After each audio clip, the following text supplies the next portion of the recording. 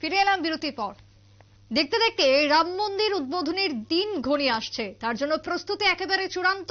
সমস্ত রকমের ব্যবস্থাপনা করা হচ্ছে রাম মন্দির উদ্বোধনকে ঘিরে।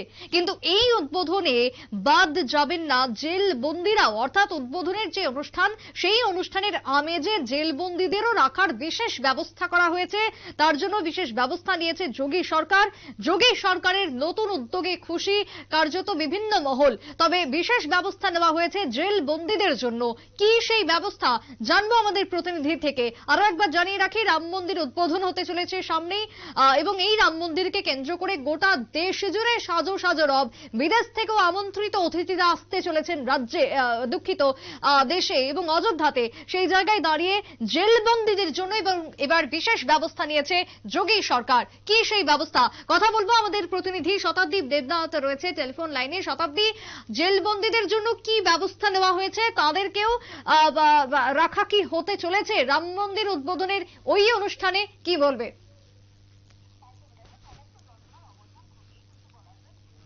অযোধ্যার রাম মন্দিরের কাজ খুলতে চলেছে সাধারণ মানুষদের জন্য, এবং এর পাশাপাশি রামলালা প্রতিষ্ঠার মধ্য দিয়ে কিন্তু শুরু হবে পথ চলা। অর্থাৎ বলতে গেলে বলা যায় যে মূর্তি প্রতিষ্ঠা অনুষ্ঠানে কিন্তু হাজির থাকবেন প্রধানমন্ত্রী নরেন্দ্র মোদী, এবং উদ্বোধনের জন্য চলছে শেষ প্রস্তুতির কাজ। সেক্ষেত্রে কিন্তু নিরাপত্তা বলয়ে কিন্তু মুড়িয়ে ফেলা হয়েছে অযোধ্যাকে। সেদিন কিন্তু দেশ বিদেশের কয়েক হাজার বিশিষ্ট অতিথিরা থাকবে, এবং সন্ন্যাসীরা উপস্থিত থাকবেন। গল্পগৃহকে বিগ্রহকে উপবিশিষ্ট করাবেন প্রধানমন্ত্রী, এবং দেশের প্রত্যেকটি মানুষ যাতে সেই অনুষ্ঠানের সাক্ষী হতে পারে সেই জন্য সরাসরি অনুষ্ঠান সম্প্রচার করার ব্যবস্থা করেছে রাম মন্দিরের ট্রাস্ট অর্থাৎ কর্তৃপক্ষ। আর সেই সুযোগে এবার সেই ক্ষেত্রে কিন্তু বঞ্চিত থাকবে না জেল কয়েদিরাও। উত্তরপ্রদেশের জেল বন্দীদের জন্য বিশেষ ব্যবস্থা নিয়েছে যোগী সরকার। অর্থাৎ সেক্ষেত্রে কারাগারে অনুষ্ঠানের লাইভ সম্প্রচার করানো হবে বলেই খবর রয়েছে। সেক্ষেত্রে বলা যায় উত্তরপ্রদেশের কারাগার এবং হোম গার্ডের প্রতিমন্ত্রী ধরমবীর প্রজাপতি তিনি জানিয়েছেন যে আগামী 22 জানুয়ারি অযোধ্যার রাম মন্দিরে বিগ্রহের প্রাণ প্রতিষ্ঠা অনুষ্ঠানে কিন্তু লাইভ সম্প্রচার দেখতে পারবেন জেল বন্দীরাও। এবং এর পাশাপাশি তিনি আরো জানিয়েছেন যে সমস্ত জেল সুপারকে অযোধ্যার বিগ্রহের প্রাণ প্রতিষ্ঠার অনুষ্ঠানে সরাসরি সম্প্রচার করার ব্যবস্থা করতে বলা হয়েছে। যা যা লাগবে তার সমস্ত কিছু ব্যবস্থা করার কিন্তু নির্দেশ দেওয়া হয়েছে। এছাড়াও তিনি বলেছেন, ধরমবীর প্রজাপতি তিনি আরো জানিয়েছেন যে তিনি মন্ত্রিত্বের দায়িত্ব পাওয়ার পর থেকেই কিন্তু কারাগারে গায়ত্রী মন্ত্র এবং মৃত্যুঞ্জয় মন্ত্র জপ করারও নির্দেশ দিয়েছেন কয়েদিদের।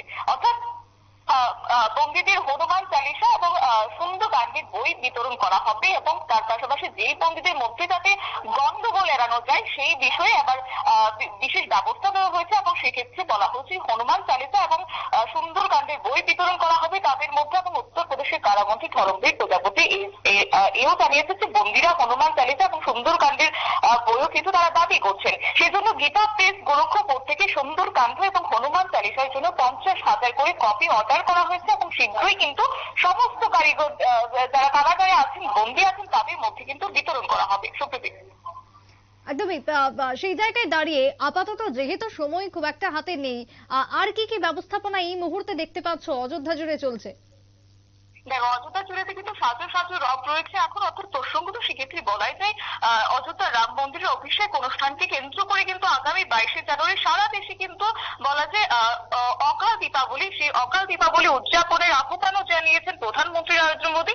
এছাড়া কিন্তু বলা যায় উত্তরপ্রদেশে ইতিমধ্যেই সেক্ষেত্রে বিশেষ অনুষ্ঠানের আয়োজন করা হয়েছে, এবং সেক্ষেত্রে শহর গ্রাম ধর্মীয় মিছিল কিন্তু বের হচ্ছে ইতিমধ্যেই, এবং সেক্ষেত্রে ভজন কীর্তন অনুষ্ঠানেরও আয়োজন করা হয়েছে। এবং বলা যায় সমগ্র রাজ্যে কিন্তু রামচরিত মানসের ধারাবাহিক পাঠেরও আয়োজন করা হচ্ছে।